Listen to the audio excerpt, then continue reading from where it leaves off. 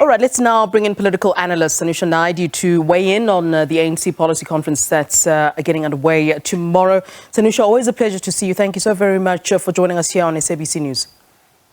Good afternoon, Flo. It's always a pleasure to be on the show with you. Thank you. Let's start actually where we left off here when we're talking about disgruntled ANC employees who had been picketing outside. And I thought it was quite distasteful just watching yesterday. It was quite distasteful seeing, VIP vehicles arriving there at the venue in Nasrec and driving past these ANC employees who haven't been paid for, in fact, 2 months. We do understand now that there is some sort of payment coming through. But what sort of message does that really send out to the people and really to South Africans in general?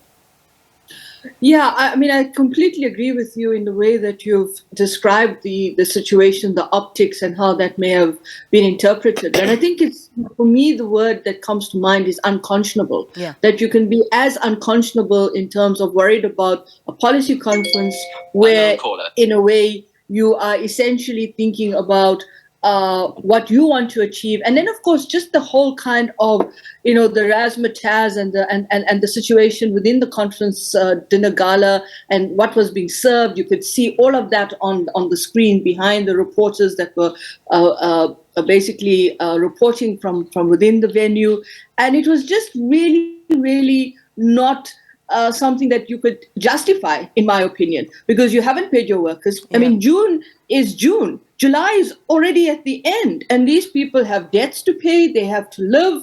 The cost of living has increased. The interest rates have increased. Petrol prices increased. All of that has a snowballing effect on people's lives and livelihoods.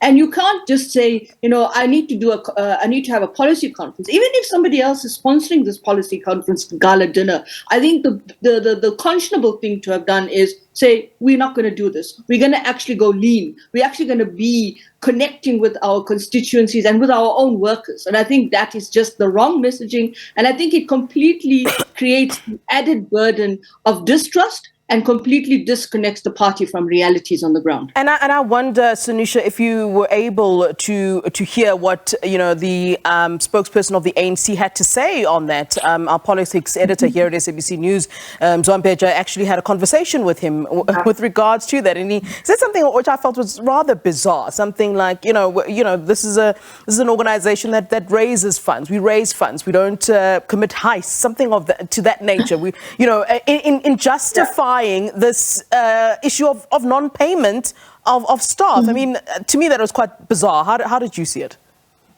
I saw it as distasteful.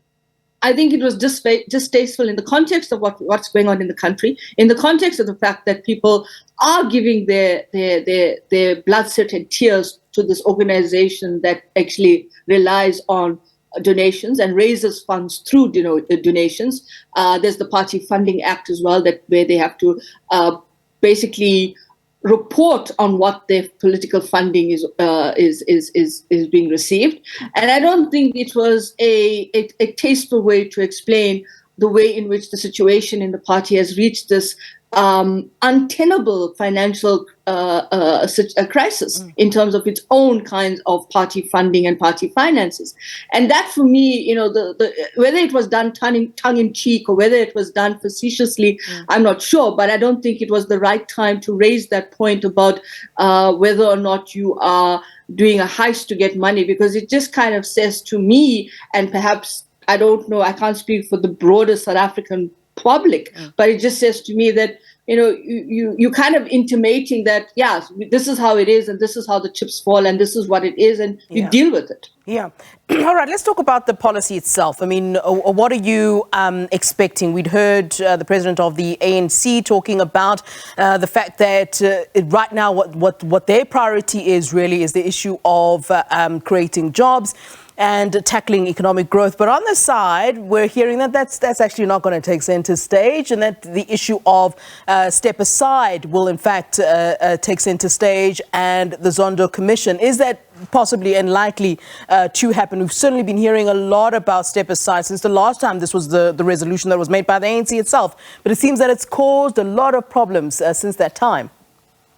Yeah, I mean, I think there's going to be this attempt to front load the questions that have created these invidious positions in the party, the challenges, the deepening cleavages in terms of the step-aside rule, in terms of what the Zondo Commission has put forward. I think it was the head of policy yesterday in his media briefing, Mr. Hadebe, who spoke about implicated members that have been identified in the Zondo Commission reports and how they need to now appear before the Integrity Commission in terms of what this means.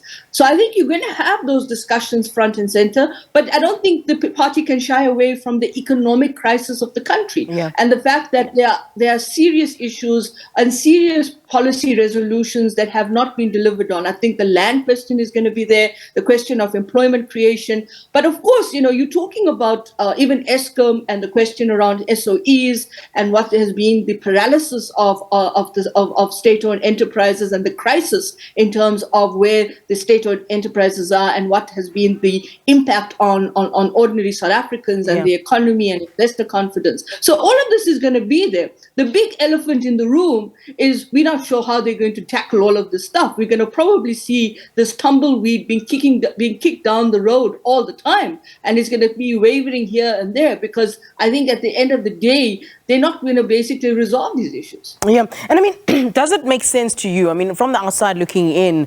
to keep this step-aside resolution, and I'm by no means saying that those who are guilty of anything should not account, but one then asks the question of whether their own internal policies within the ANC are not sufficient to deal with issues when they arise. I mean, they have a committee to deal with all of this, so the step-aside issue has also been used haphazardly. You don't know when it will be applied and when it won't be applied, and there's certain rules, and then they disappear at some point. I mean, does it make sense to keep it?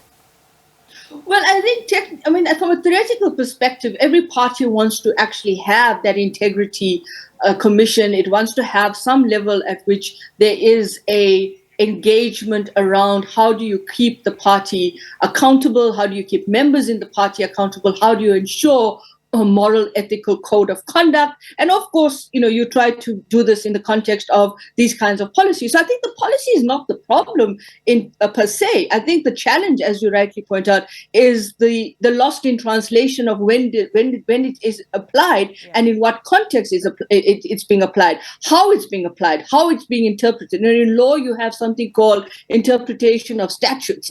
And I think this is where this policy is then becoming this political football that basically gets kicked around the stadia. It gets kicked around different political pitches, but of course everybody has a particular vested interest as to why they need to utilize it in the way that they want to, and this is where it becomes incoherent, incohesive, because you're not sure now, does the person or is the implicated person have to have, or persons have to have a legal criminal charge over there, being charged criminally, because that's what it says. Then others say, no, if you're implicated or if there's a sense of implication, you need to step aside. And then, of course, there's no coherence between the National Integrity Commission of how they're ventilating and dealing and discussing with this issue with provincial integrity commissions. Yeah. All right, Sanusha, we always appreciate your analysis here on SABC News. Many thanks to you. Pleasure. All right. That is Sanusha Naidu, political analyst, weighing in, of course, as we anticipate the ANC Policy Conference, which is set to begin indeed tomorrow and will take place throughout the weekend.